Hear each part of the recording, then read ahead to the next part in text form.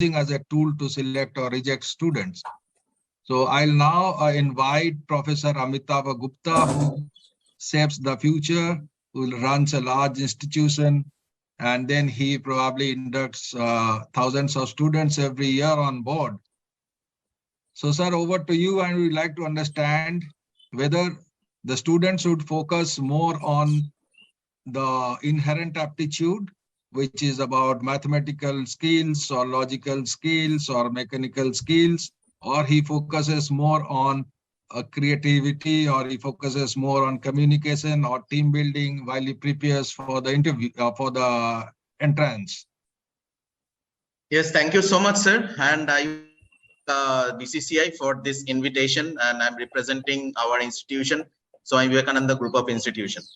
So with my experiences, I have served the industry couple of years in some multinational organization, followed by now I am into the academics.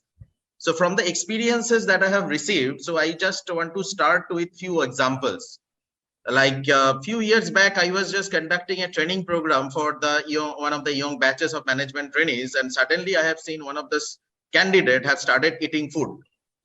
He was feeling hungry. I mean, probably he was not having that idea that it is not that expected behavior. It is not, he did not understand that probably it is not an expected behavior to have some food within the meeting or in a training room. Sometime I have found some of the students send me WhatsApp messages that where are you, sir, followed by 4 or 5 exclamation marks or question mark. Probably he did not understand that you cannot do this. Sometimes they're writing in the email or in the messages in the capital letter. So probably he did not understand that it is, probably it means something else in the corporate. So from these examples, I have seen many failures of my students in different interviews, in spite of having, very good aptitude and very good, hard skills or the excellent knowledge in their subject or the domain knowledge to be failed in the interview process, or probably in the in their process of getting promotion in the organization. It is because of the soft skills that I have understood. But it is also a fact that aptitude is also important, aptitude for doing different jobs. Let's say, for example, if I want to get into a teaching profession, if I'm not having teaching aptitude, then how I can teach? So if I'm not having maybe I'm having a very good subject knowledge, but I'm not having the right kind of aptitude to teach the student, then I cannot become a good teacher. So it's a fact. So definitely the aptitude is important, but the most important part, if you want to prioritize, I want to prioritize, first one is the soft skill followed by the aptitude, because this aptitude can be taught and you can actually train on the mathematical skill. If you practice on a long period of time, 1 year, 2 year period of time, you can be a good, having good skill set in that particular aptitude. But the soft skills is something that comes from within yourself. If you don't understand that eating food within the premises where the many people are sitting is not accepted behavior probably, so then it's the issues. So probably whenever you are getting an interview call or a meeting call, sometime I have got this feedback from different people that I have called your student and he told that I'm busy. Please call me after some time. This is not an accepted behavior that these people have to understand. So that is the reason it's a pertinent question as we are discussing with the students of 10+2 level, probably 9-2 plus 12. So they are the people who are the future of our country, and they would be the future employees of different organizations, maybe the employers as well. So that is the reason people need to understand, and these soft skills are one of the important skills that needs to be taught and that needs to be acquired, and that is going to ensure their future career in the different organizations, maybe as an employee, maybe as an employer. Because as an employer also, if you are not having the right kind of soft skills, probably you will not be able to retain the good quality employees, because maybe you are a very good employer, you are paying good amount of money, but you are not able to interact with the people properly. Maybe you are say for example, just giving one example, if you want some of your employees to stay back after 6 p.m. or after 5 p.m., if you are giving them a kind of a coercive message that you have to stay back after 5 p.m. up to 8 p.m. you have to stay back kind of thing, most of the people will be feeling a negative kind of thing, like, okay, again they are pressurizing us.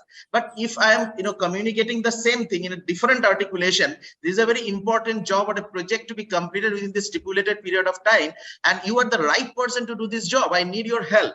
So probably the person would be feeling much more important that within the organizations and would love to stay back for that particular period. Maybe they would love to come back in the weekend as well. So how you are communicating and what you are communicating is very important. So maybe the different people are communicating the same thing, but the people are liking some person, not liking some person. Because of what? Because of the articulation of the way of talking. So that is why this, some of the other panelists was also talking about this, that's the communication, how you are communicating is very, very important.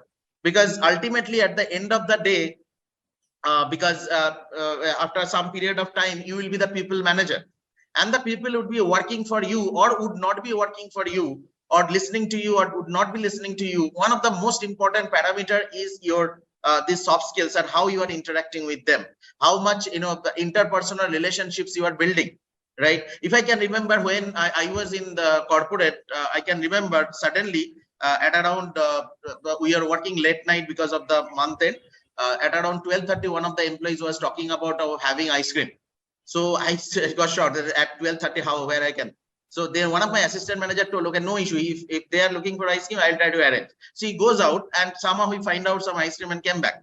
So probably, that's some of the simple examples. I mean, ultimately at the end of the day, we need to understand. That's the reason in our institute at Swami Vivekananda Institute of Science and Technology, we make it mandatory that you, before going for the corporate jobs, you need to understand the basic things like, say, for example, an elevator etiquette, or say, for example, a dining etiquette. How to, the way you are behaving in a college canteen, probably that is not an expected behavior in a corporate canteen.